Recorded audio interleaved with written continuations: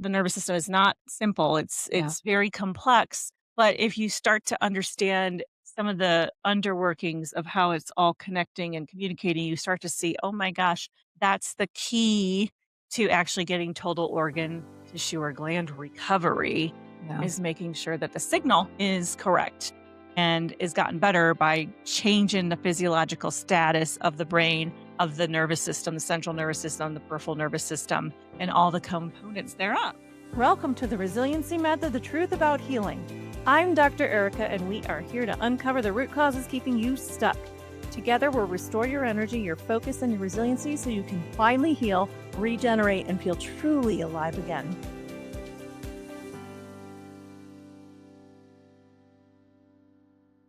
Most people navigating chronic illness or plateauing performance believe they haven't found the right answer yet. So they consume more content, they try more protocols, and more supplements are added to the stack. But what if the reason nothing has worked isn't because you've done the wrong things, but it's because the conversation itself has been incomplete? Welcome to the Resiliency Method, the Truth About Healing podcast. I'm Dr. Erika. And the better question we're asking today is, what is resiliency really? And today we're going to break down why most health content circulating online, the trending posts, the viral clips, the AI generated wellness guides, well, they're a level one conversation that recycles the same ideas, just puts it in different packaging, while the person suffering continues to suffer. And now with a $400 supplement slacked and a stack and a slightly improved morning routine. And we're also going to explore why the resiliency method operates at the level of neural tissue and neural repair.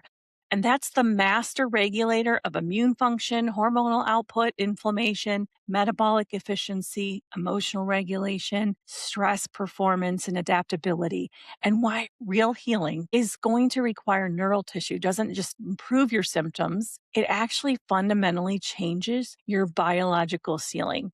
And we're unpacking why performers can hit a ceiling that a no optimization protocol touches, and why chronic illness patients address every downstream factor and still don't recover, and why nervous system dysregulation is the missing link that both groups share. So, if you've ever thought you already know enough about your health to find the answer, well, this episode is going to challenge that idea. And if you're enjoying the Resiliency Method Truth About Healing podcast, we're grateful if you leave us a quick 5-star review on Apple Podcasts. And if you are interested in taking the next step, check out the show notes and there'll be a link in there for getting in contact with us. Welcome back, everyone. I'm Dr. Erika and I'm joined with Lyric Turner today. And we are excited to have you for another episode of the Resiliency Method, the Truth About Healing podcast. And today we thought we would just really go into the resiliency method. Yes. Like, What is what it? is it? What is it about? How does it work? Just go brass tacks for a minute Mhm. and introduce this to people who may be listening that really are not very familiar with it yet. Yeah. And I mean, you and I have been working together for, I don't know, like 7, 8 years now. Mhm. And we started doing a particular type of testing that was working really well.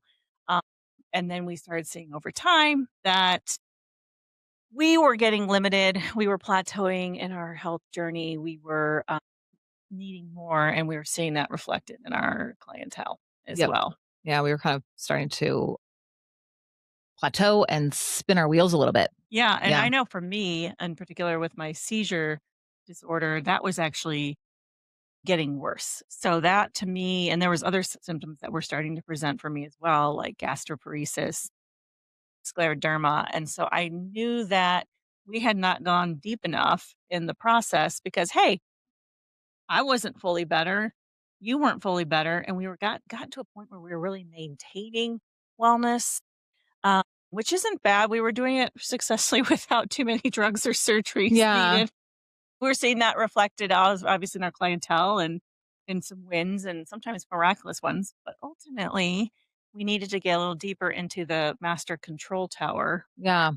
Well, and yeah, we hadn't really figured out how to get beyond the cleansing Yes, we were part. kill, kill, kill. Mhm. Kill, kill, kill, detox, detox, detox. And we call it the merry-go-round now affectionately, but it was a merry-go-round. And ultimately, we were just seeing there was more opportunity for us.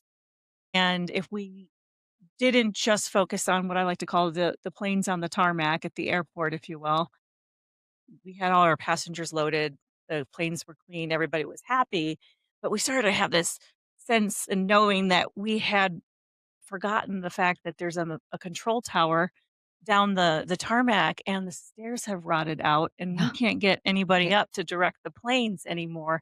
And that really is a metaphor for the nervous system, the brain, Yeah. probably the key central areas of the body that we weren't going into analysis with deep enough. And that's tissue and that's, you know, all sorts of, you know, aspects to that. The nervous system is not simple. Yeah. It's very complex. But if you start to understand some of the underworkings of how it's all connecting and communicating, you start to see, oh my gosh, that's the key to actually getting total organ tissue or gland recovery Yeah. is making sure that the signal is correct and is gotten better by changing the physiological status of the brain, of the nervous system, the central nervous system, the peripheral nervous system, and all the components thereof. Yep. Then that became the resiliency method because we also started seeing, hey, when you do this and you start going a little deeper into this aspect, people increased in their adaptability, their immune system functioned better, uh, their relationship to stress changed, and then that really resulted in expansion Yeah. and freedom. Yeah, because and I mean, one of the things we love talking about is, we live in a really toxic world. Mhm. Like, I mean, and I mean, you can see evidence of it everywhere, and you're being told about it constantly. Like, I mean, I just read the other day we have the amount of microplastics equivalent to a plastic spoon in our brain, It's crazy. and there's mercury in the air from diesel exhaust fumes. There's benzene in our water. There's Aluminum in parasites. our sky. Yeah, parasites in our food. Pesticides, glyphosate. I mean, it can get kind of depressing and It can. demoralizing when you or if you're in a place where you're like feel kind of no power around Mhm. that. And then add And in a pandemic, a global pandemic yeah, 5 years ago for yeah, which we were mandated and, you know, yeah, kind of in a circus, yeah, really, hmm ultimately. yeah. So the resiliency method is a really a doorway out of that place of demoralization. And this is what I tell my patients, like we're not trying, there is nothing we can do about all these toxins. I mean, there's a point where, obviously we try to eat organic when possible, watch what you put on your body in terms of, Advocate for better public health yes, policies and, yes, yeah, all, environmental, yes. agricultural, and Like, yeah. it's not to say, throw all that to the, Mhm. to the wind, but like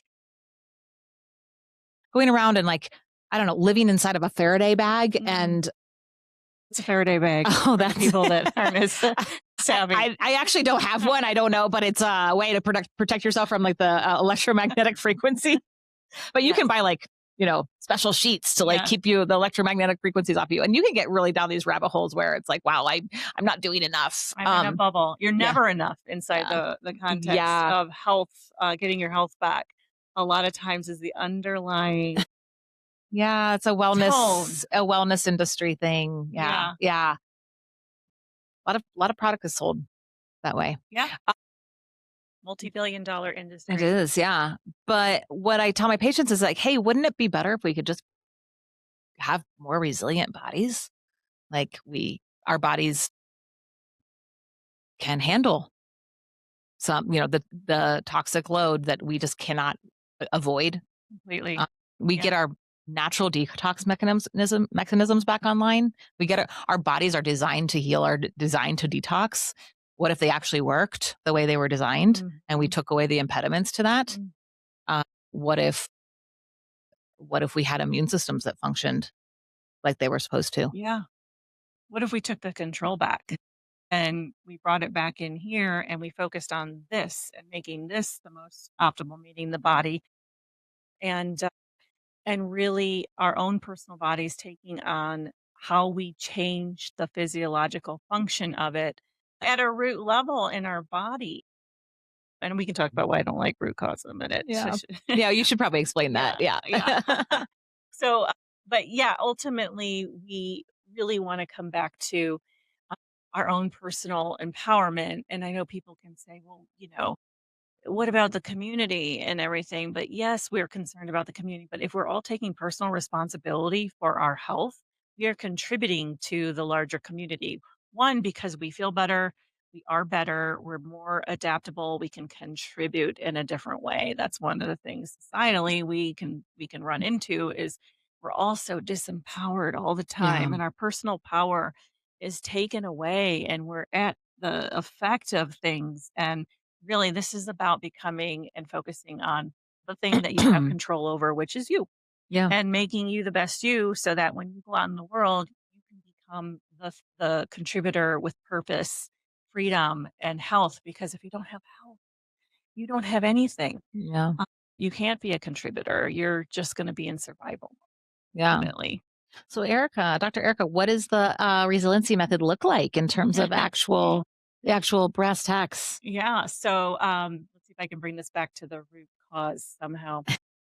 So ultimately, yeah, the resiliency method is a three-phased approach to really overcoming not only chronic symptoms or health challenges, autoimmune conditions, cancer histories, neurocognitive decline, and then neurological disorders. That's a big one, obviously from my personal experience.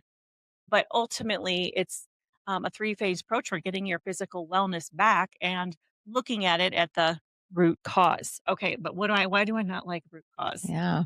Well, root cause is overused in my opinion because a lot of times we're looking at the body and going, "Hey, there's a B vitamin deficiency. The root cause is you have a B vitamin deficiency."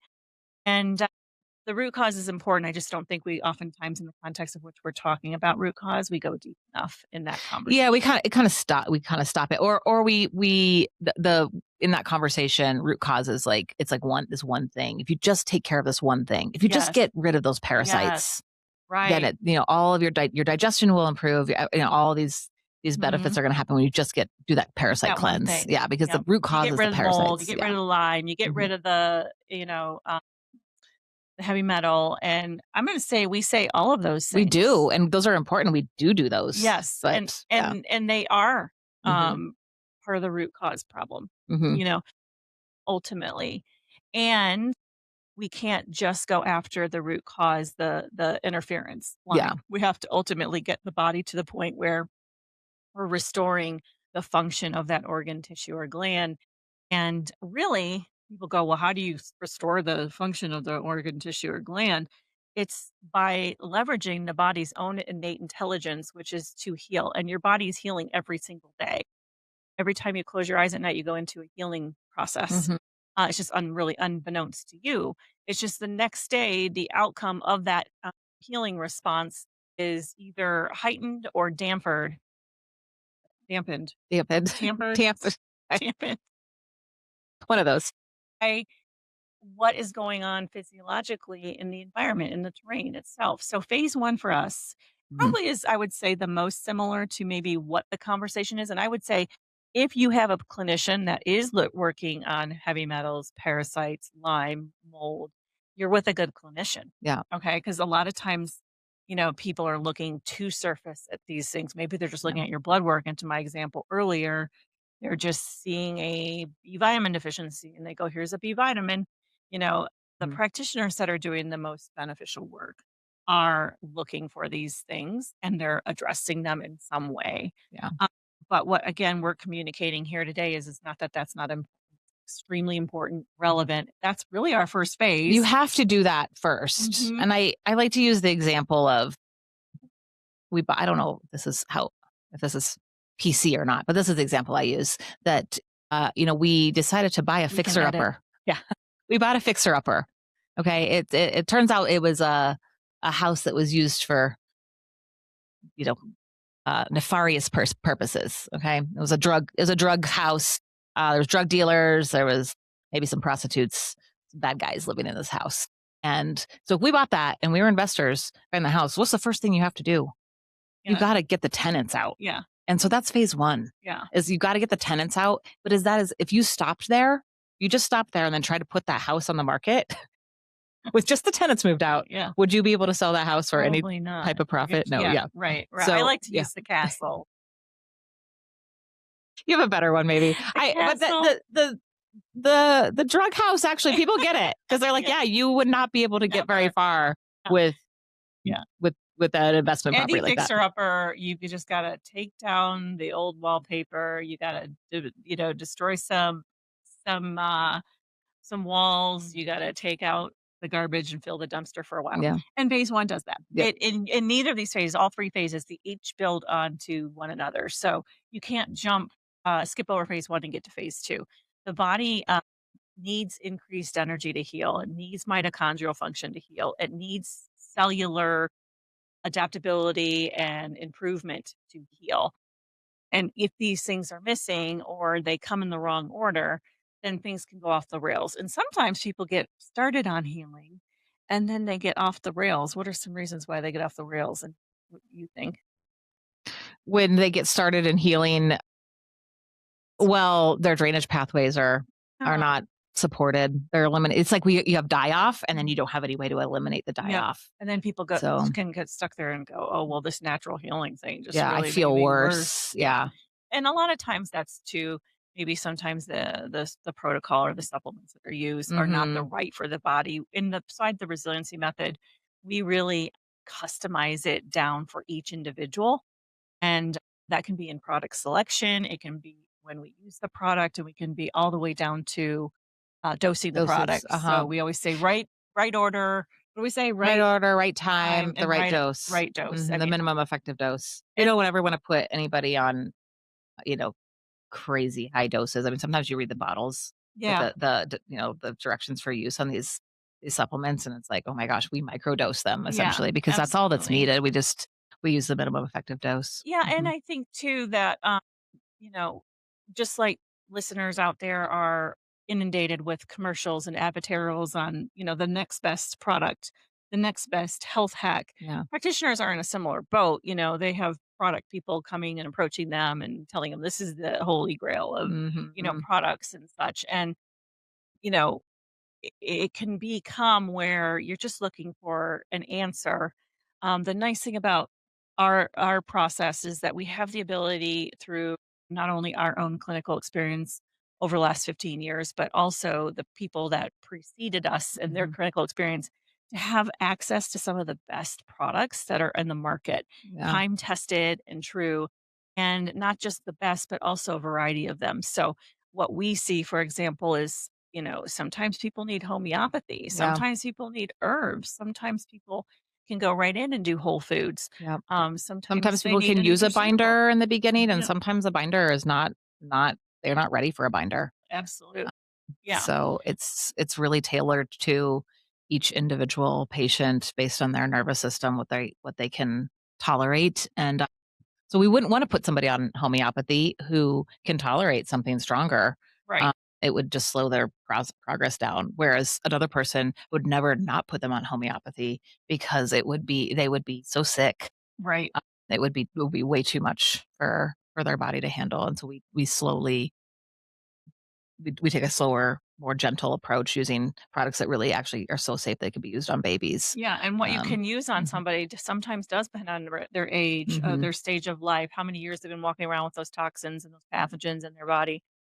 What their genetic setup is, Yeah, their lifestyle. So all of those things can be accounted for inside of our yeah, selection process and how we work with the body. yeah, and you can be assured, as a patient that we're absolutely customizing it to you specifically. Yeah, We're not just it's not our opinion of what we think you right. need, but it's actually like what your nervous system is Yeah. able to tolerate. So Mhm. that's phase one. And again, probably the most similar to what other clinicians may be doing out there, and the best ones, I would say, if they're in the conversation of parasites, toxins, and things like that, then they're already far down the path in terms of being able to help someone. And we quite frankly did that for, I don't know, 10 years or so and got Mhm. great results.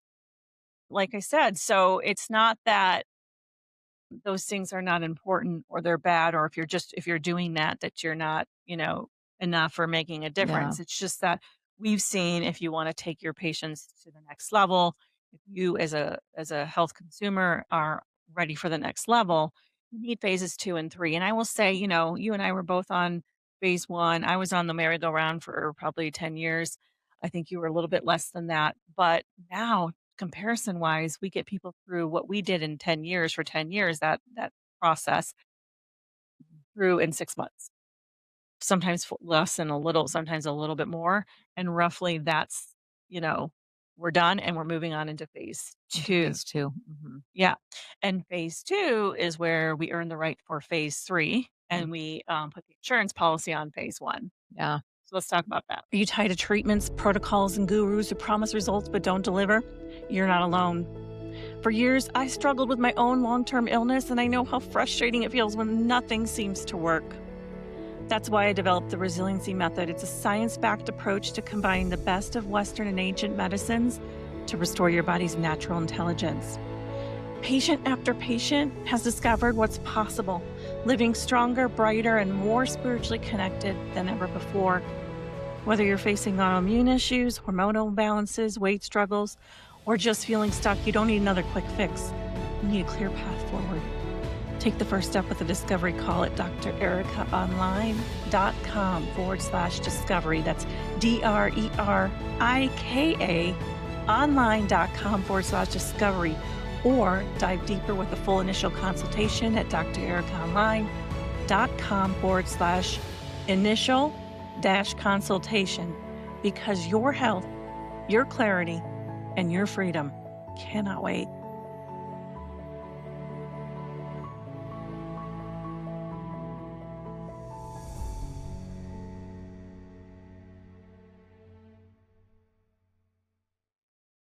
Yeah, What do well, I mean by insurance policy? I don't know. What do you mean? Heard you say that before. I mean, Well, yeah, you what I mean by that is, one of the problems with dealing with parasites in phase one Oh, yes, I know what you mean. is, Now I know where you're going. Yeah. Go Continue.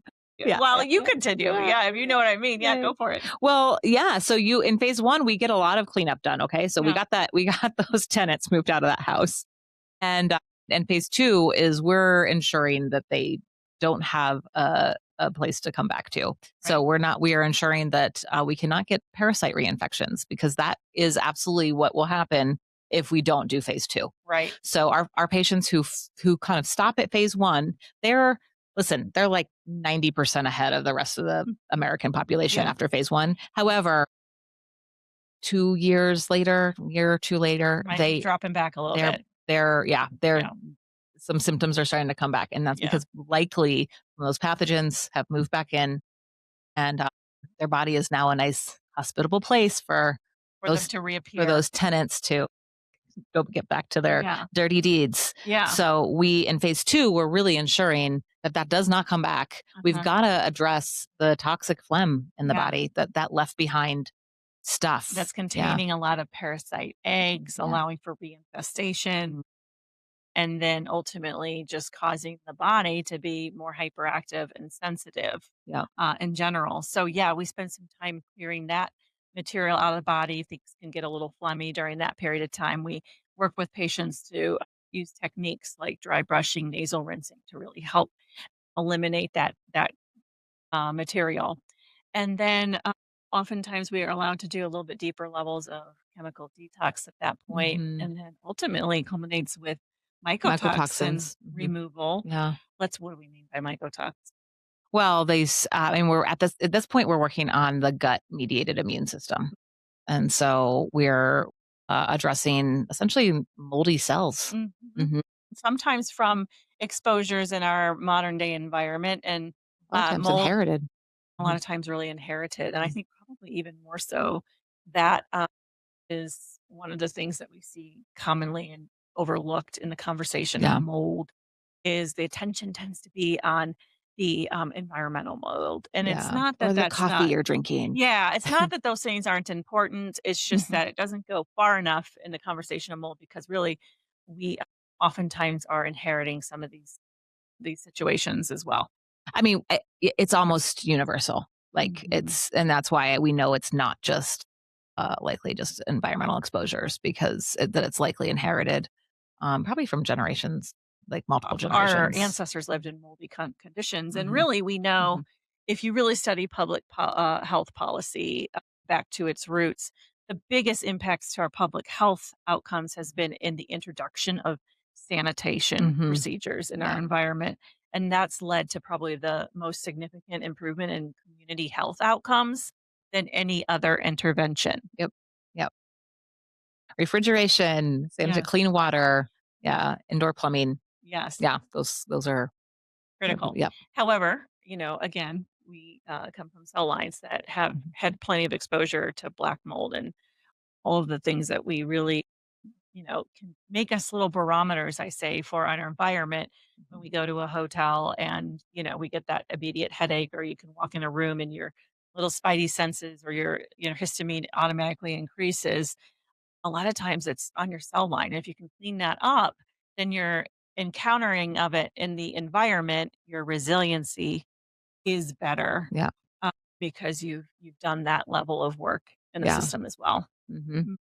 So that's phase 2 in a 2. nutshell. Did Mhm. we cover, I think, some of Think so. the high Yeah. points there? Yeah, that's a lot of times where we'll introduce probiotics Yep. there at the end. Sometimes people need something stronger first.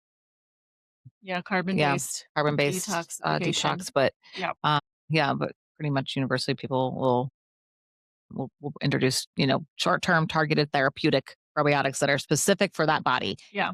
not a one-size-fits-all There is probiotic. no one Yeah, size fits all probiotic. yeah, there's No. no. Yeah. So, There's a lot of great ones, but it may not be the right one for you. And you just want to keep that in mind, when you are consuming from a what I call a level 1 or even a phase 1 type of consumer, which is where some of those things that you're hearing about in the marketplace, the binders, the chelators, the probiotics.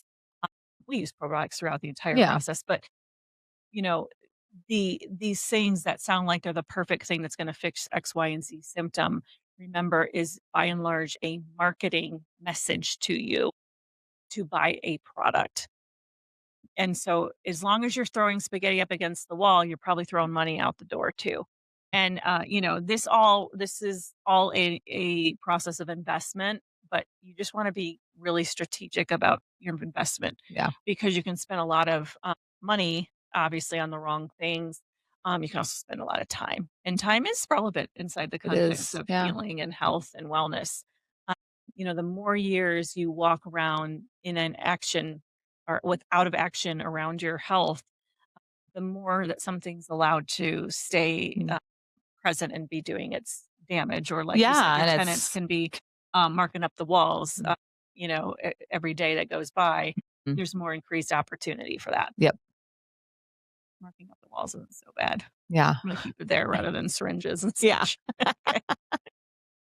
All right, good. And then phase 3, yeah. Repair the and grand restore. finale. Yeah, well, it's a long runway into maintenance, right? It's the the gradual. Wait, let's go back though. What is the general time that it can take somebody to get through phase 2? 4 to 6 months, I would say. Yeah, So, yeah, right. equivalent to phase 1. Yeah, and Mhm. then phase 3 is probably, I would say, the longest of Yep. every people's phase, but again, that's dependent upon age, that's dependent on, lifestyle a little bit, and then, that's also just dependent upon, what is going on for Yeah, that individual, and sadly, like, what kind of genes they got to an extent. Although genes are not your prison, they are, yeah.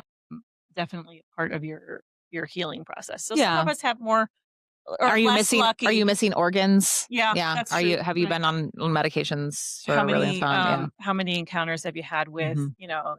toxins, in your Mhm. environment, Mhm. and, where did you grow up even sometimes can part of that as Yeah. well. Mhm. And that's where we start off by phase 3 on dealing with, you know, the senescent cells Mhm. ultimately, because after you've cleaned up and filled the dumpster on a couple different levels, oftentimes you have organ tissue and gland, repair opportunities Yep. because these things were not present, and taking them away in of itself does not fully restore the body, as you need it to. Yeah. So Yeah. I mean, you could take all the stuff out of that fixer upper house, but if you don't, go in and repair the roof right. or, you can't put a new kitchen in with a leaky roof. Yeah. So, yeah, phase 3 is all about. yeah, getting it kind of market ready. Yeah, market ready. There we go.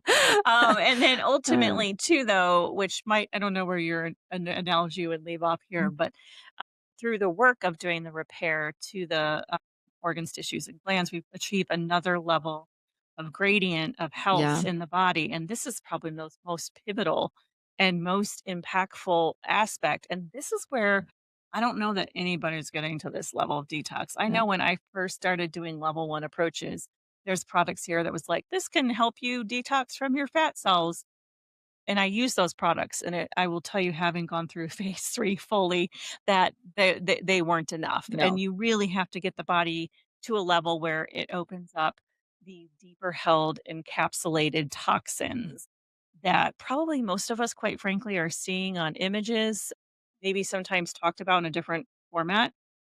Our clinical experience has shown us that there's some significance to those little gray splotches you might see on an x-ray of your spine, or you might get through an ultrasound of your ovaries, or you yeah, might be diagnosed with even more something more serious than that. yeah. um, that ultimately that was the body's innate intelligence, made perfect in design, actually seeing something that it did not like. Probably early on, even some of these exposures early on in life, it did not like, and it locked it down. Yeah, encapsulated it such that it could protect the body Yeah. from these free floating toxins, heavy Yeah. metals, BPA's. And the problem with Um, that is not that the body did that, because you're alive and you're walking yeah, around. yeah, So mission accomplished. But the problem with that is these things then lead to an impediment in blood flow, in circulation, in function of the tissue, in the function signaling from the brain. These things all obstruct, cause need for increased amounts of phlegm and protein, laying down additional cholesterol.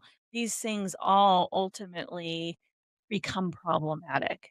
well, in a healthy body that has restored so much tissue, healthy tissue, okay, and is repairing, it doesn't want an encapsulated toxin in it. It's ready to be done with that. It wants to be It's an obstruction, mhm, it's an obstruction, and it's having an impact. And usually that's yeah, resulting in some kind of chronic health situation. And so when we get to that point, though, the game is not what's the best chelator binder yeah, product to do this.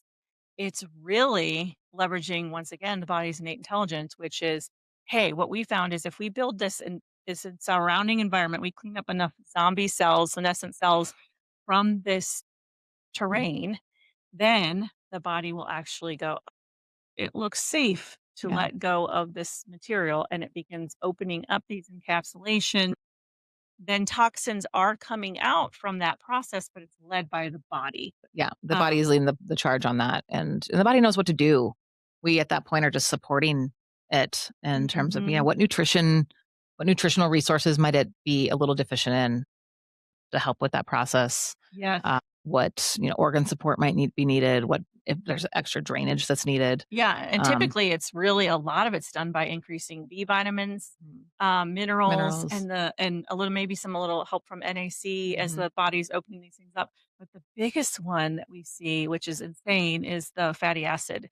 So Mhm. what we'll do here is we'll actually increase the amount of fatty acids to help match where a lot of this material is encapsulated, and a lot of it's fatty in nature, because a lot of these toxins are held deeply in the nervous system, the brain, the liver, the spleen. And so we increase fatty acids, and the body will start to then use that material to help essentially open up those encapsulations Mhm. and allow the body to bind to those increased amounts of fatty acids. I always tell people here, don't go show this your program right now Yeah, to another nutritionist, yeah, because they'll think I'm crazy, yeah, because you're taking a lot of fatty acids, but we see it's exactly what they need to do this yeah. process.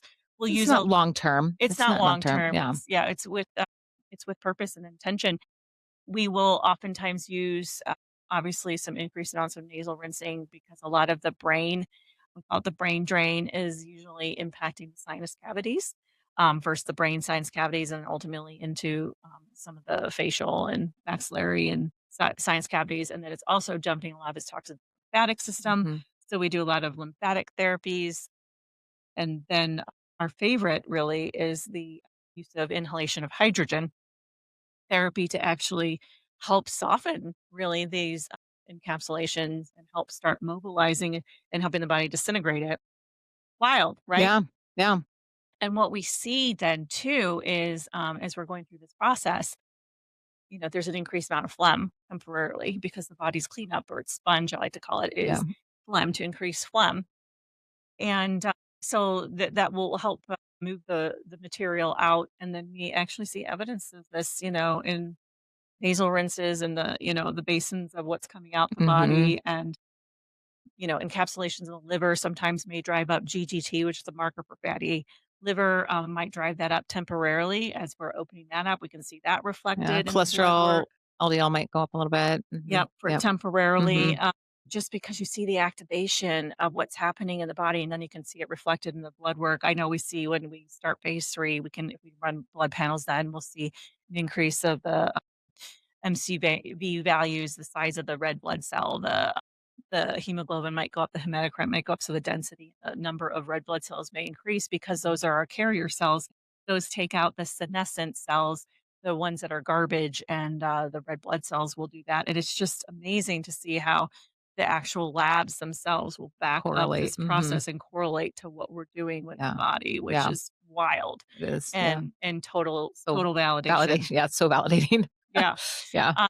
But ultimately, we're just seeing like, oh, the brain fog is lifting. My memory is improving. I feel clearer than I've ever felt before. You know, I'm never sick Immune anymore. system. Yeah. Yeah.